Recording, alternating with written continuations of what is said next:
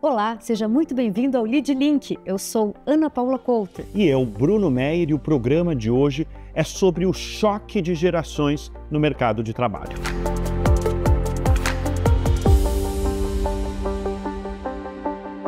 E no programa de hoje a gente vai receber Felipe Funari, CEO do grupo de investimentos W7M.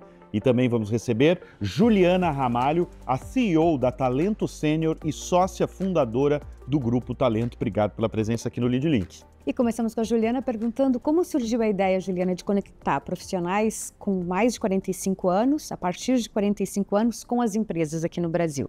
Olha, começou de verdade em uma tarde específica, que eu estava trabalhando no banco, eu era estagiária ainda, isso foi em 2000, e eu vi um colega chegar com uma caixa de papelão. E eu fui brincar com ele, porque está com uma caixa de papelão no meio da tarde. E a resposta foi, porque amanhã é meu aniversário de 60 anos, então eu tenho que limpar minha mesa hoje. E foi aí que surgiu para mim, de onde vem essa regra? Por que existe essa regra? Que sentido faz essa regra? E eu fui descobrindo que essa regra era muito antiga, que ela vem de coisas que não fazem mais sentido hoje. Então eu fui atrás de fazer um negócio que ajudasse pessoas que querem continuar trabalhando, que têm muito conhecimento para aportar no país e que pudessem espalhar esse conhecimento principalmente para pequenas e médias empresas. Porque no fundo o Brasil é um país de pequenas e médias empresas.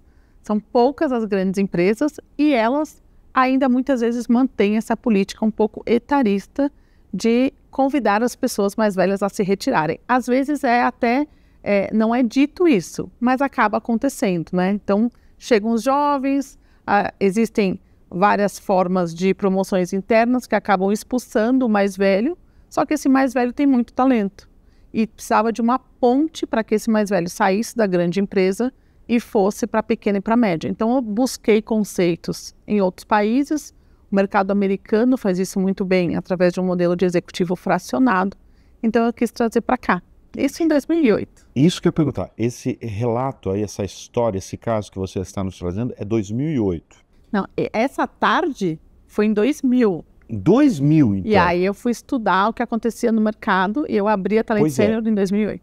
24 anos depois, mudou alguma coisa ou o Brasil segue com esse preconceito com essas pessoas talentosíssimas acima dos 60, 55, 50? O Brasil segue. Nisso deu uma certa piorada até na pandemia, porque ali, quem foram as pessoas primeiras que foram impactadas pela pandemia? Os mais velhos, porque teoricamente era o grupo de risco. Então, foi neste momento da pandemia que eu decidi retomar o nosso conceito de executivo fracionado, porque eu tinha engavetado a ideia em 2008, quando eu abri a Talento Sênior, porque a lei naquela época não permitia. Mas a reforma trabalhista de 2017 fez a regra ser muito mais em pró-empreendedorismo no país. Então, hoje, o país está melhor em termos de regras trabalhistas, está mais moderno, até frente à Europa, ele é mais moderno, porém, o etarismo nas grandes empresas permanece. E piorou um pouco na pandemia. Com a lei, essa lei aí do governo Temer, né? Isso, 2017. Então, na verdade, ela não teve uma consequência ainda positiva para as empresas ainda nesse não. quesito. Elas ainda não perceberam todos os benefícios que tem a lei. E é isso, uma parte do meu trabalho é tentar explicar para pequenas e médias empresas como utilizá-la. Bom, Felipe aqui que está com 30 anos já gerenciando aí como CEO dessa empresa que é a W7M, com mais de 200 profissionais, você mobiliza uma audiência extraordinária, né? Porque você, através da sua empresa, você coloca em estádios de futebol, arenas, mais de 10 mil pessoas presenciais ali, online, mais de 800 mil pessoas. Eu queria que você explicasse para a nossa audiência o que é o seu negócio e qual é o tamanho do e-sports no Brasil. Legal. Hoje a W7M é uma holding, a gente atua no mercado publicitário, dentro do mercado publicitário principalmente para o jovem, né? Nós temos a W7M Esportes, que é um clube, ele funciona igual um clube de futebol, então ele tem várias modalidades e vários jogos. dentro desses jogos existem os campeonatos brasileiros e mundiais, né? Hoje nós temos 7 times. Hoje nós somos o time que mais investe nas mulheres, então a gente trouxe uma política, falando um pouquinho aqui de lei trabalhistas, em 2022 no mercado de games da equidade salarial. Pô, isso parece besteira, todo mundo fala nisso, mas a diferença salarial no mercado de games entre homens e mulheres chega a 700%. Né? 700. Eu vou fazer uma comparação que talvez choque um pouco, mas é muito parecido com o futebol feminino e o futebol masculino, né? Em games isso é mais evidente ainda porque, culturalmente falando, as meninas consumiam menos games do que os meninos há alguns anos atrás. Hoje existem várias pesquisas que falam que, inclusive, as mulheres consomem mais games do que os homens. Jogos diferentes, competitivos ou não, mas elas já consomem mais que os homens, né? Então, o nosso maior objetivo é conectar as marcas e a audiência com o público jovem. E o eSports é um mega caminho para isso, né? Hoje, as maiores audiências dentro do segmento digital, a não ser musical, eles estão baseados nos eventos de eSports mundiais. Quem é o seu público? Hoje o meu público é a geração alfa, que eu estou pegando ali de 8 a 15, 16 anos, e a geração Z, né, que é o público que todas as grandes marcas estão olhando hoje para rejuvenescimento de base. Então, o nosso público de atuação é esse, mas existem várias coisas que esse público causa para o mercado consumidor, né? A geração Z, por exemplo, é totalmente influente dentro da sua própria casa em hábitos de consumo dos seus pais. Então, existem várias formas e formatos de utilizar o jovem para consumo de outras gerações. Eu acho super legal vocês dois aqui nessa edição do Lead Link, porque a gente está falando de uma empresa que valoriza e está trazendo ferramentas para introduzir no mercado de trabalho pessoas mais velhas, né? E a gente tem o Felipe, de 30 anos, que tem uma massa aí de funcionários, todos jovens, que inclusive nos bastidores pediu dicas para atrair pessoas mais velhas. Essa pergunta para vocês dois, na verdade. O que é o melhor e o pior dessa nova geração de trabalho, dessa nova geração que está chegando ao mercado de trabalho? Vou falar um pouquinho. Vai, Felipe, porque você, na verdade, está no dia a dia ali com os seus funcionários. Hoje a gente tem 2 preocupações com essa geração, né? A primeira delas é expectativa. Eles têm uma expectativa muito acelerada do que eles querem e como eles querem. E eles se entendiam muito fácil ao longo desse processo, né? É uma ambição, eles querem crescer rápido em um espaço curto de cada coisa. Eu acho que eles não sabem gerenciar a sua ambição, muitas vezes, né?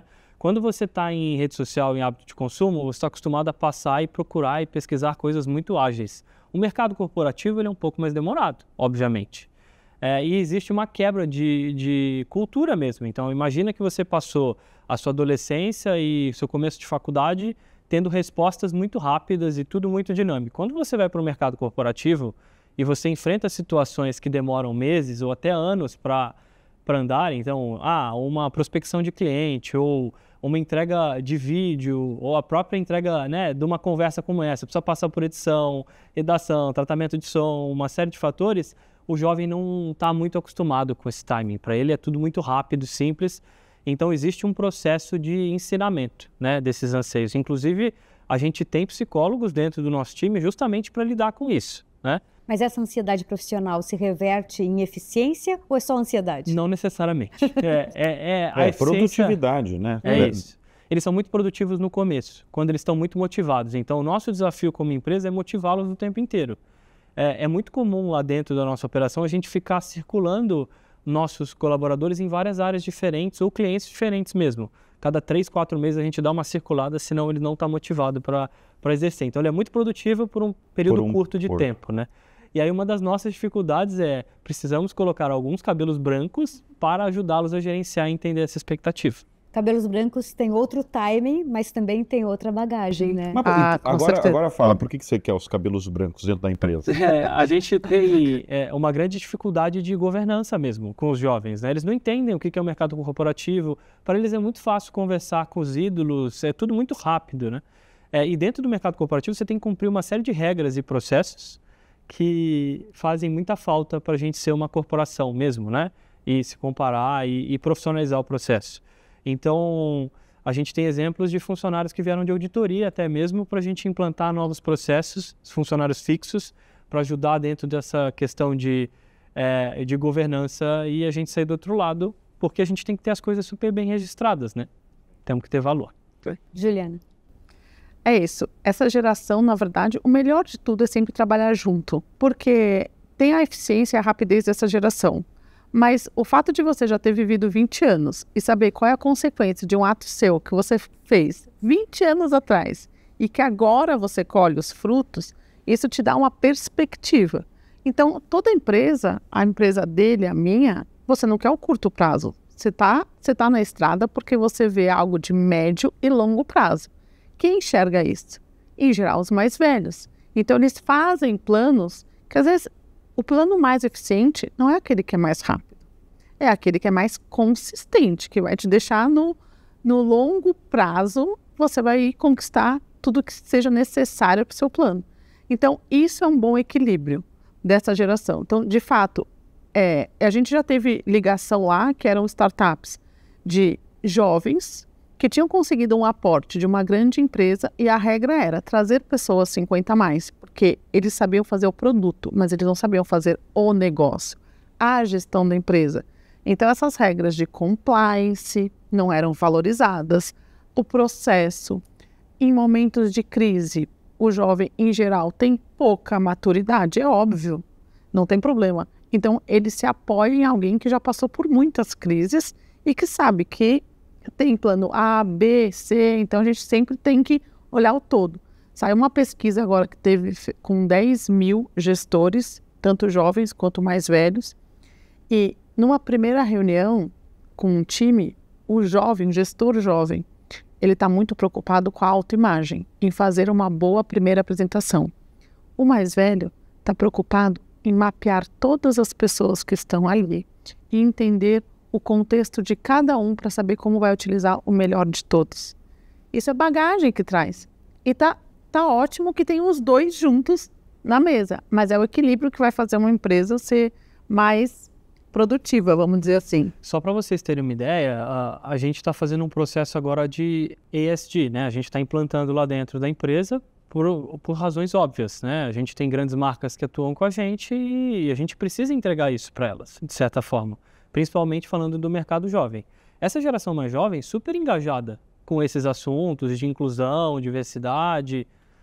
E para implantar? Está sendo um mega desafio, porque eles são engajados, mas ao mesmo tempo eles não querem seguir as regras. Eles gostam do propósito, mas na hora de implantar tem a dificuldade. Exatamente, eles não querem seguir o processual que isso é exigido globalmente, né? Então a gente está exatamente nessa dificuldade desse processo.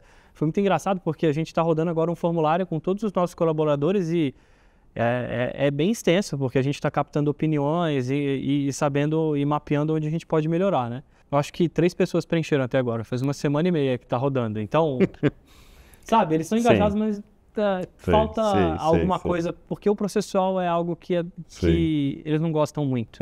Eles acham que uma conversa de WhatsApp resolve algumas situações.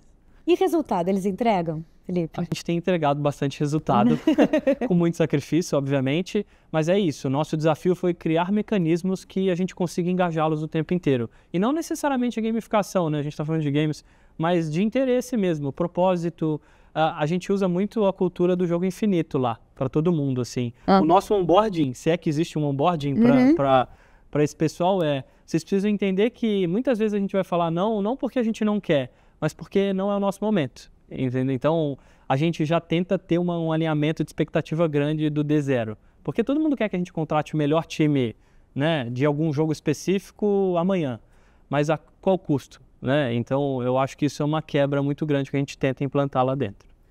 Ô, Juliana, se a gente chegar nas maiores empresas do Brasil, é evidente que eles vão negar que não valorizam o profissional mais velho. Mas hoje, você tendo contato com tantas empresas, né, das grandes até as médias. As startups e tudo. Em geral, como elas têm visto os profissionais de 50 anos mais? Eu estou falando de 50 anos mais porque realmente foi a faixa ali que você tem falado e você mais trabalha. São visões bem diferentes. Por quê?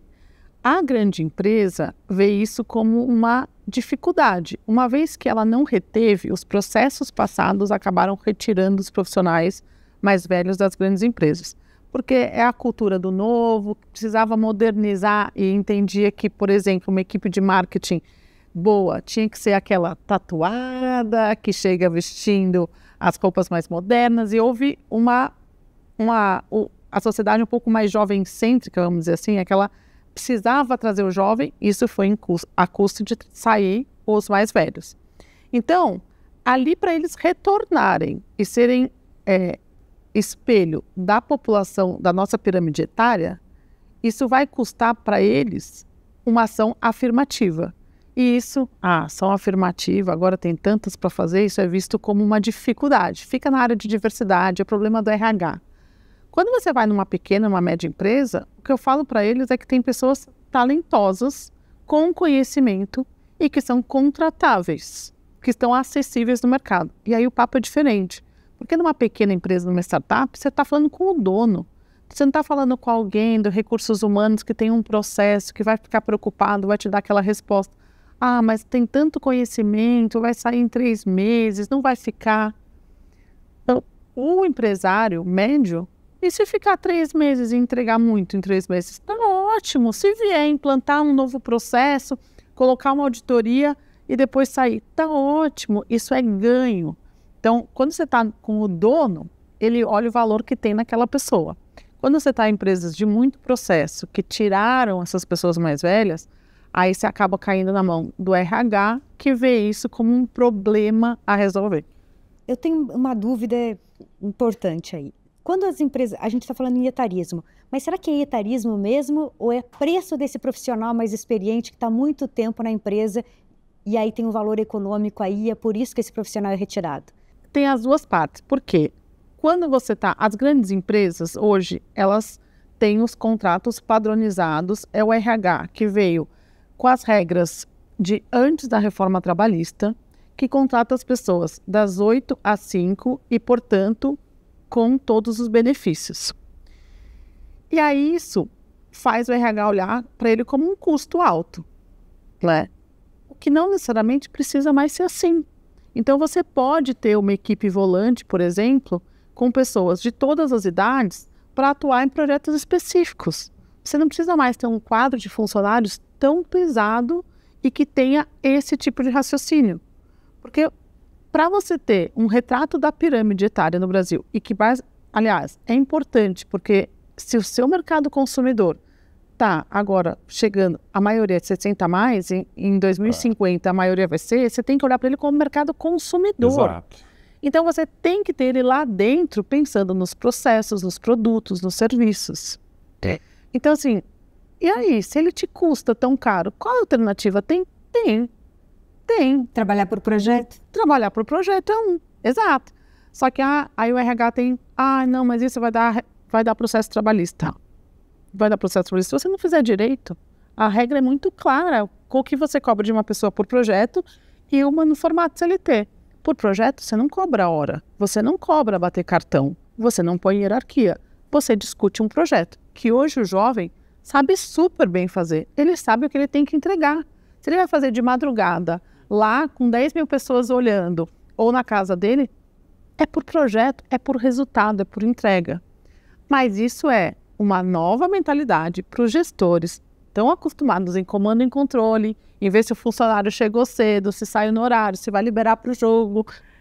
Essa preocupação é uma preocupação antiga, a gente tem que evoluir. Evoluindo, você consegue ter todas as idades dentro do seu time, entende?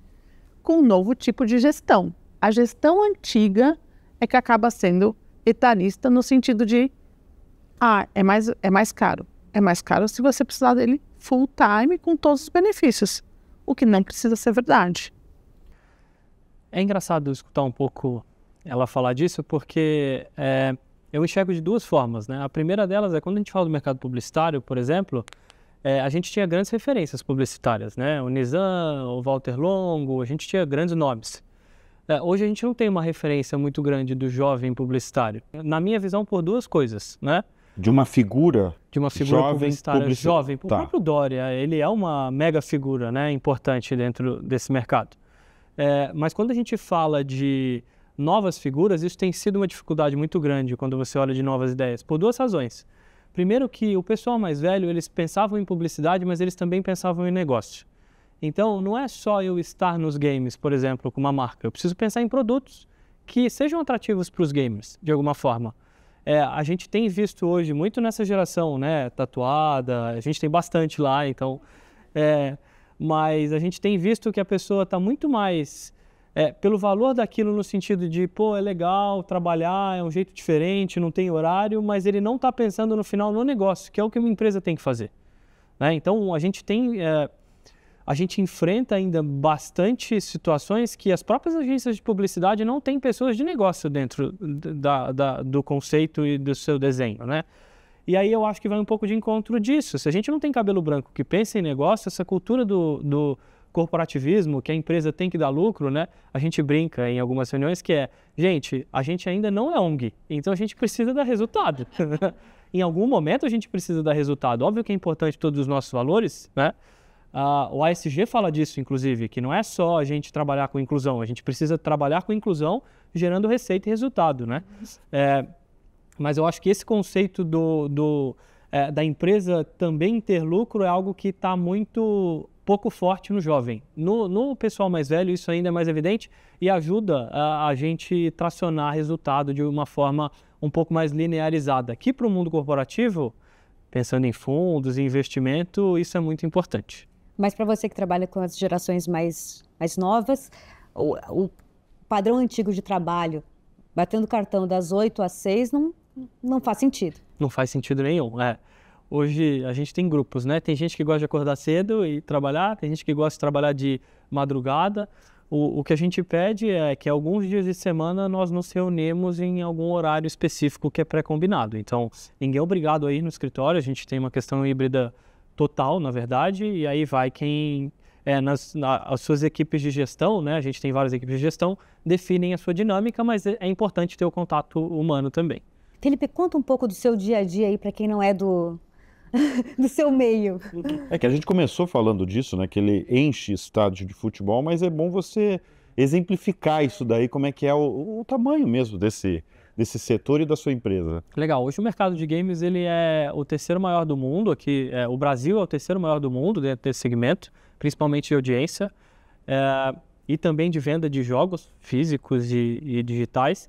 É muito relevante para as desenvolvedoras de jogos estarem aqui no Brasil e é uma cultura brasileira, né? Ter esse hábito de consumo. O grande momento do Brasil é quando a gente é campeão, né? O brasileiro ele gosta de acompanhar esportes que o Brasil está em evidência, né? Então, o tênis foi assim, Fórmula 1 foi assim, então a gente teve vários momentos esportivos. E em games não foi diferente, né? O games é um mercado, e esportes principalmente, que existe desde 2013, mais ou menos, é um mercado super jovem, né?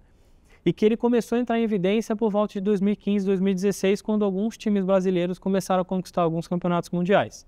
Nós não estávamos, na época, dentro desse mercado, mas ele começou a ficar muito em evidência. Teve vários eventos aqui em São Paulo que colocam em um final de semana 1 milhão de pessoas. Ele é muito engajado, as redes sociais ajudam muito nisso. E quando a gente olhou esse mercado, vindo do mercado publicitário, a gente entendeu que era a nova linguagem do jovem, né? Então, a gente formou a W7M Esportes, que é esse clube, e o nosso dia a dia funciona muito como um clube competitivo mesmo, mas é óbvio que com linguagem. Concentra o atleta. A gente tem um escritório de 2.000 metros quadrados que tem uma parte de concentração para os jogadores, a gente tem psicólogos específicos para isso, e que a gente teve que formar, inclusive, esses psicólogos. Então, a gente trouxe uma psicóloga esportiva que lidava com o time de futebol feminino do Corinthians, a gente trouxe um psicólogo que era muito mais relacionado a clínico mesmo, porque a gente ainda enfrenta uma dificuldade dos próprios pais dos nossos jogadores para aceitar essa profissão, então é uma adaptação, a gente criou esse departamento de psicologia, a gente tem investido muito nessas adaptações, mas é um mercado que não existe profissional formado, né? Então a gente erra muito e vai aprendendo ao longo do caminho e do processo. Para vocês terem ideia, hoje no Brasil deve ter cerca de 55 milhões de gamers diretos, né? Que a gente impacta e atua dentro das nossas redes sociais e influenciadores. É o mercado desenvolvedor de games aqui no Brasil, né, Felipe? Forte. A gente desenvolve muito atleta de alta qualidade, né? Falando dos jogadores especificamente. O mercado de desenvolvimento de games brasileiro, ele ainda está caminhando por um caminho interessante, assim. A gente teve um unicórnio que surgiu aqui no Brasil, que foi a Wildlife. É a dona daquele jogo Sniper 3D. Ele é bem mais antigo, de navegador e tal. Ele teve uma febre muito grande, é uma empresa unicórnio, recebeu aporte de $1 bilhão, se eu não me engano.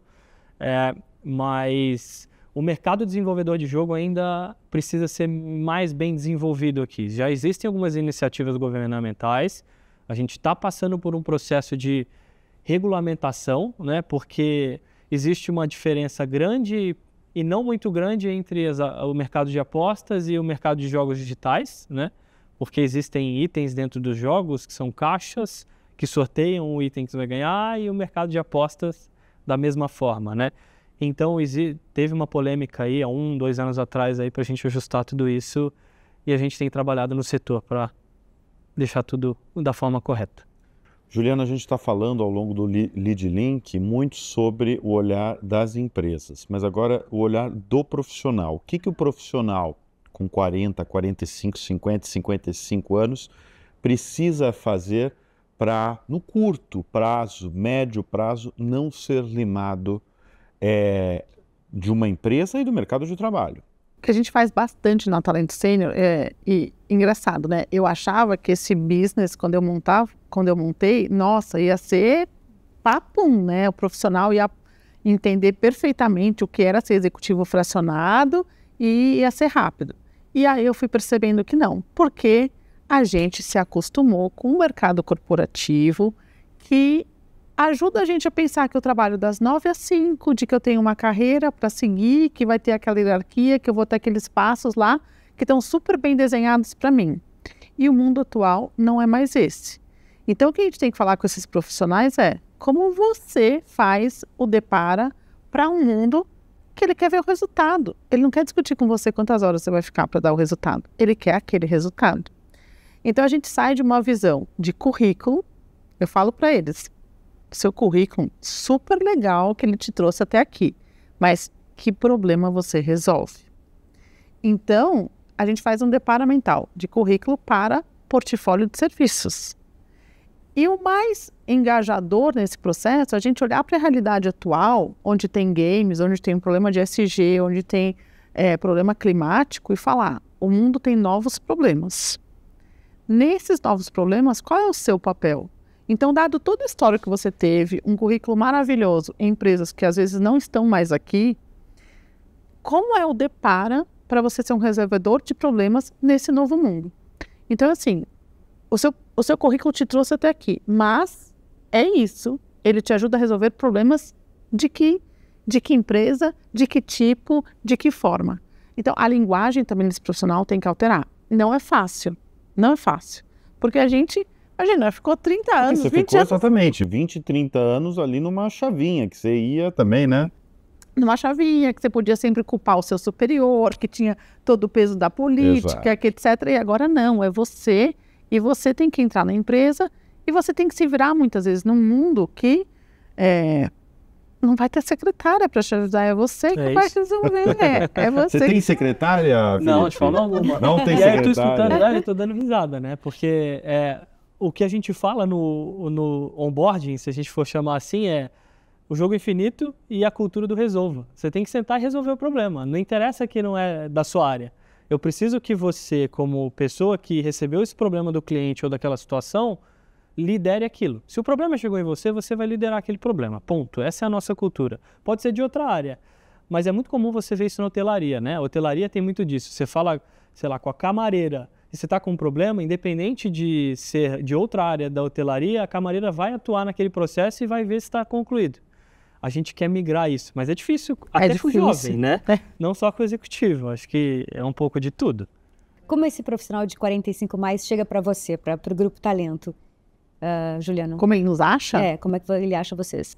Pelas redes sociais, é muita indicação boca a boca, então alguém que vem se sente acolhido, é engraçado, né? Mas eu ouço muito isso. Nossa, me senti acolhido aqui. Eu não achei que eu ia montar uma comunidade, mas foi isso que aconteceu. Hoje eu tenho uma comunidade de Talento Sêniors, a gente se encontra toda terça virtualmente. São assuntos que eu trago desde como usar a inteligência artificial para fazer o seu portfólio de serviços, até novos mercados ou discussões sobre business mesmo. Então, a gente se ajudou ali para que cada um veja no problema do outro e no que cada um que está dando um passo, olha, eu consegui fazer um novo contrato como PJ. Como foi isso? Como foi esse processo? O que você mudou em você? O que a empresa te valorizou? E eles trazem isso para a comunidade e a gente compartilha. Então, estou ali no LinkedIn, estou no Instagram, temos o site, as pessoas vão chegando, vão se acomodando ali. Tem gente que sai e fala, não, eu ainda quero o mercado tradicional, CLT. Ótimo, é uma escolha, difícil, mas é uma escolha. Então, a gente se acomoda ali, se ajudando. Hoje a gente está vendo todo o mapa de eventos que tem no Brasil no próximo mês. Muitos. E eles estavam ali, quem vai em qual, onde a gente se encontra, como a gente pode ver o que está rolando nesse nicho e fazer negócio lá e se readaptar. Todo mundo querendo ficar atualizado. Todo mundo querendo ficar atualizado. Para estar lá, você tem que estar com vontade de estar atualizado. Senão você acaba percebendo que não é para você. Isso é muito importante. E o fato de você fazer parte de um grupo, veja, networking, por exemplo, uma coisa que não era falada, não era uma coisa que a gente aprendia a fazer. E é muito difícil. Ele tem uma hotelaria porque ele obriga os atletas dele, jovens, a fazer network. Eles se ajudam. E para uma pessoa 50 a mais, que não estava acostumada com isso, que o network... Mas 20 anos, 10 anos atrás, o network não era tão importante quanto é hoje? O networking era fechado na bolha que você vivia. E hoje essa bolha não te ajuda mais. Essa é a questão. Então as pessoas ficaram uma carreira linear, fazendo networking ali, achando que aquilo bastava. E aí você se vê aos 50 anos, disponível no mercado, e seu networking não está te abrindo portas. E agora? Você tem que fazer novos networkings, você tem que fazer novas bolhas. Isso é quase ser um atleta. Você tem que aprender o network sempre isso. foi importante, mas a questão é ampliar o leque do networking. Quando você tinha uma carreira assim que você via, você sabia todos os próximos passos, você sabia com quem você tinha que tomar café na empresa. Certo? Sim, Esse era o seu networking. Agora não, ele pode estar numa enorme feira de eventos. Exato. Não necessariamente nem na sua empresa, né? Nem na sua empresa. Até porque Aliás, que não esteja. Exatamente, até porque uma característica dessa nova geração é não ficar na mesma empresa, né? Muito pelo contrário, você pega o currículo aí dessa nova turma, eu mesmo quando entrevisto jovens, o cara tá há 4 anos, o cara é veterano da empresa, sabe? Nos 3 anos é veterano, porque a maior parte dos profissionais, você deve enfrentar isso direto, né? Nosso desafio é o turnover, né? A retenção de talentos é um desafio, né? Exatamente, até comentei anteriormente aqui hoje, que a gente precisa fazer quase um círculo para deixar todo mundo interessado, senão Motivado, em 3, 4 né? meses... Só que a outra empresa que você está perdendo para concorrente também, ele vai ficar motivado por um curto pedaço de tempo, por isso que ele vai pulando sem parar. A gente já teve algumas pessoas que já saíram e voltaram. Já saíram e voltaram. É muito normal, assim, tem sido muito normal você circular em momentos diferentes da companhia. Assim. Agora, a gente está falando com o Felipe, parece que o Felipe tem 45 anos, né? Mas Sim. o Felipe é um jovem e faz parte dessa geração jovem com 30 anos, né? Como é que nasceu a sua empresa e essa sua cabeça mesmo, de talvez mais centrada, talvez mais acima da média aí da geração? Na verdade, eu comecei a trabalhar quando eu tinha 16, 17 anos, porque eu tinha começado a namorar, né? E aí... Gasta mais? Gasta mais, precisa do próprio dinheiro. Então eu comecei a trabalhar, na época eu estava entrando na faculdade, e aí eu tenho um irmão 2 anos mais velho, e ele estava começando a olhar, ele estava fazendo publicidade na época, eu estava fazendo engenharia mecânica, ele estava começando a olhar algumas coisas, né, de fonte de publicidade, tecnologia, e eu era muito bom com números, sempre fui muito bom com números, né? Fui fazer engenharia, obviamente, também por causa disso. E aí ele me convidou com o sócio dele, que é o meu atual sócio hoje, a fazer parte da empresa da área financeira administrativa. Lidar com números, né? Você é jovem, você não sabe? Então, quem é bom com números? Chama ele, né? E aí a gente foi convidado, a gente fundou a nossa primeira empresa, nós éramos em 3, que ela juntava sites e blogs na época, que estava muito em evidência, e vendia audiência para grandes marcas. Era isso. Então, você tinha sites que eram muito grandes, mas não tinha a menor ideia de como ganhar dinheiro. A gente pegava esses sites, formava pools de audiência e vendia para as marcas, né? É um mercado super inovador. Mas era um mercado que estava todo mundo já olhando, porque, né, a internet estava surgindo, a gente já tinha os portais, você tem grandes portais que já estavam olhando esse mercado. E aí a gente migrou um pouquinho de sites e blogs para influenciadores. Estavam surgindo os YouTubers, né? A gente começou a atender o Google na época, através das agências de publicidade, para divulgar o YouTube, para sair do site e blog para ir para os vlogs, né? Então, todos os grandes influenciadores aí do YouTube, a gente atuou dentro de algum momento da carreira deles. E aí teve uma transição muito grande, porque os vloggers, eles profissionalizaram também. Então, antes ele era um jovem que ficava na câmera de casa gravando o vídeo, ele começou a ter empresário, ele começou a ter gerenciadores, carreira, estúdio, e aí a gente foi perdendo um pouco o nosso valor como empresa. E a gente precisava dar inovada, senão você falha. Se você não se inova nessa velocidade digital... Então, aí a gente foi para 2 segmentos. É engraçado que é rápido, né? Muito rápido. Ele está falando assim, de um curto espaço de tempo que ele tem que mudar o tempo todo. Eu estou falando de 2013 para 2015, a gente mudou o nosso produto em 3 vezes, pelo menos. A gente saiu de sites e blogs para os vlogs e a gente saiu de vlogs para mídia programática, que é compra de audiência em tempo real, né? E em 2017, as grandes agências estavam tendo as próprias empresas de mídia programática. Então, os nossos clientes, que eram as agências, começaram a parar de comprar da gente. Do nada, né? Do nada. E aí a gente continuou prestando serviço principalmente para governos e prefeituras, porque eles são obrigados a fazer processos licitatórios, tomada de preço, mas os grandes grupos que tinham grandes contas, a Unilever, a Coca-Cola e tal, eles tinham as próprias empresas. Então a gente teve uma mega dificuldade aí em 2017, que foi quando a gente entrou no mercado de games. A gente precisava dar uma inovada, mexer, de novo, pivotar o nosso negócio. E aí a gente entrou no mercado de games e esportes. E o meu irmão, na época, que ainda era nosso sócio, tirou as licenças financeiras. Estava crescendo muito aquele mercado de agente autônomo e tal. E a gente entendeu que era um segmento legal para a gente atuar. Em 2019, o Fabiano, que é meu irmão, falou assim, olha, publicidade não é para mim, eu não consigo dormir à noite, você tem que matar um leão por dia para sobreviver, né? E aí ele saiu da operação levando a parte financeira, ficou eu e meu atual sócio hoje, o Rafael.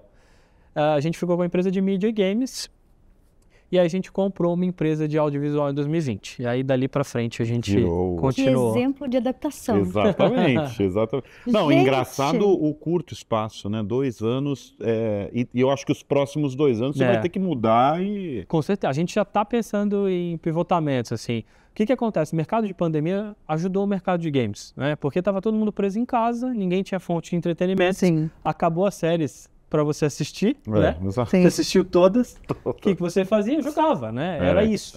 Então o mercado de games teve um crescimento aí de 2.000% na pandemia, para vocês terem uma ideia.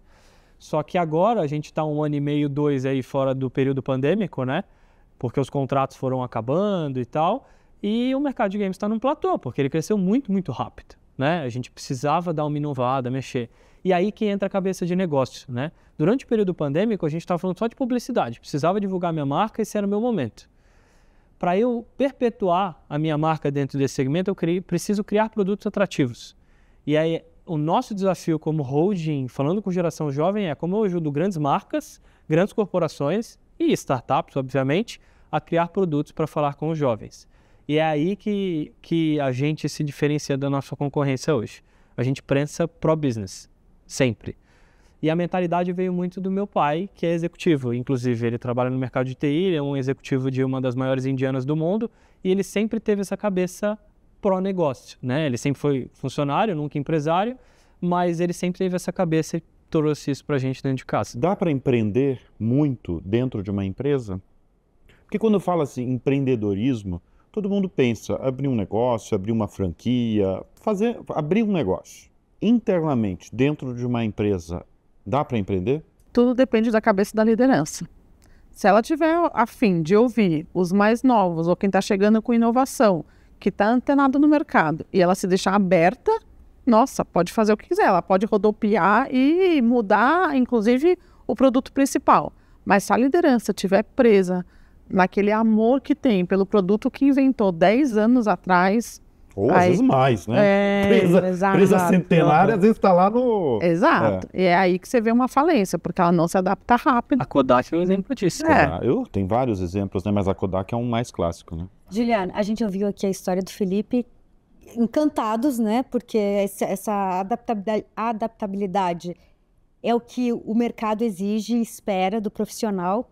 E eu queria levar isso para o seu mercado, com os 45 mais. Você tem bons exemplos? Você lembra de algum assim, de bate-pronto, que realmente conseguiu acompanhar o tempo, se reinventar? Essa velocidade, Essa né? velocidade, exatamente.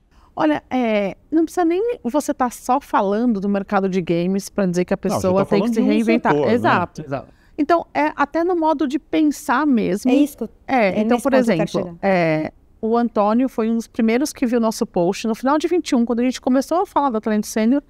Ele me ligou e falou... Pandemia, né? Pandemia, exatamente. E ele ligou e falou assim, olha, eu vi seu post, eu tenho carreira no mercado financeiro, só que eu estou só com o dinheiro da aposentadoria e eu faço pro bono para um escritório de arquitetura cuidando do financeiro deles. Eu falei, muito bom, vou te apresentar para os clientes que chegarem, que tiverem dificuldade financeira. Chegou uma empresa que queria ter um comercial, porque viu na pandemia que os negócios cessaram, então ela queria comercial, só que ela não sabia nem quanto dá de pagamento de comissão. Eu falei, mas e o seu financeiro, como tá? Não tenho. Na verdade, era tudo no caderno. Eu apresentei os dois. Então, Antônio, que sempre trabalhou em grandes empresas, para uma empresa que nunca teve um financeiro. E eles acordaram de que o Antônio ia trabalhar um dia por semana lá. Um dia. O dono da empresa ficou super contente, porque ia organizar a vida dele. O Antônio colocou software de pequena empresa, tirou o negócio do caderno. E aí depois eu apresentei o Antônio para uma startup que não sabia fazer custeio. Para uma outra empresa que nunca tinha feito orçamento de longo prazo e queria captar investimento, não sabia como fazer. O Antônio já está em 6 empresas. Com isso, ele aprendeu a trabalhar um dia por semana numa empresa. Hoje, ele já contratou um funcionário para que ele pudesse ter mais do que uma semana no tempo dele, né? Então, ele atende enquanto o funcionário dele, ele virou empresa, porque o funcionário dele agora faz o operacional e ele se divide em 6 clientes. Ele até mudou de cidade. Isso, para nós, é inovação na mentalidade, porque ele virou meu garoto propaganda do modelo de Talent as a Service. E cada cliente que o procurou era um problema diferente. Todos usavam o conhecimento dele de finanças, mas um é porque não tinha gestão de financeiro de caixa. O outro é porque nunca tinha feito um orçamento de longo prazo. O outro porque vendia painel solar e não sabia fazer o custeio, quanto custa o projeto final para o cliente. Então, o conhecimento dele foi se readaptando para resolver problemas diferentes. Isso é o que eu falo da inovação dos nossos sêniors. É você pegar toda a bagagem que você já tem, garantir que você está atualizado no ferramental técnico, que software que uma pequena empresa usa, o que tem de inteligência artificial para isso, e ser humilde para escutar o problema do outro. Porque todos os nossos casos, o que eu olho, o que tem que liga os casos de sucesso é a humildade de ouvir o problema da outra empresa. Isso pode não parecer nada a ver com uma pergunta de inovação, né? Mas eu sou obrigada a falar para as pessoas, sejam humildes em ouvir o problema do cliente. E você adapta a sua história de vida ao problema atual. Não a empresa tem que se adaptar para aquilo que você tem no seu CV. Então, essa adaptação constante é uma inovação na mente, no dia a dia da gente, esse olhar, entende? Muito interessante as duas Muito, histórias que muito, vocês estão muito. contando, porque assim, o que o Felipe traz é justamente essa velocidade e esse imediatismo dos jovens, que talvez não consigam entregar tudo o que se espera deles, e do outro lado, pessoas super experientes, com uma bagagem de várias empresas, de saber muito, mas não conseguem entregar porque não conseguem desapegar do que elas Exato. foram, e o mundo mudou, né? O mundo mudou. E de uma velocidade muito grande. Só para dar um exemplo rápido, assim, quando a gente fala do jovem, o jovem ele tá um pouco em tudo, né? Mas a inovação também. A minha esposa é arquiteta, ela tem um escritório de arquitetura, e aí ela faz bastante projeto residencial. 90% dos projetos dela que tem filhos envolve um quarto gamer. Como a gente, como empresa, pode ajudar os escritórios de arquitetura, as empresas de móvel a desenvolver produtos? Eu acho que a inovação ela está no problema do outro. O problema do adulto que quer ter uma casa com um quarto gamer para o filho é que ele não sabe nem que computador ele quer comprar para o filho, porque nem o filho sabe às vezes. Então, como os escritórios de arquitetura podem entender um pouco desse segmento? Então, tem várias provocações importantes aí que a gente consegue conectar e linkar com os jovens, né? E aí o resolver está muito nisso, você precisa ter uma solução para alguma coisa. Muito bem, delícia de papo, viu? No Lead Link, nesta edição, a gente recebeu o Felipe Funari, o CEO do Grupo de Investimentos W7M, e a Juliana Ramalho, CEO aí da Talento Sênior e sócia fundadora desse grupo que foi criado, o Grupo Talento.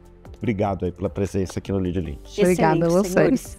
Muito obrigado pela oportunidade. A gente agradece muito a eles, muito a você que sempre nos acompanha e agradecemos também a Casa Lead que nos recebe. Agradecemos os nossos patrocinadores. Sim, os nossos patrocinadores. Agradecemos a Oi Soluções e também ao Inove Banco. Obrigado.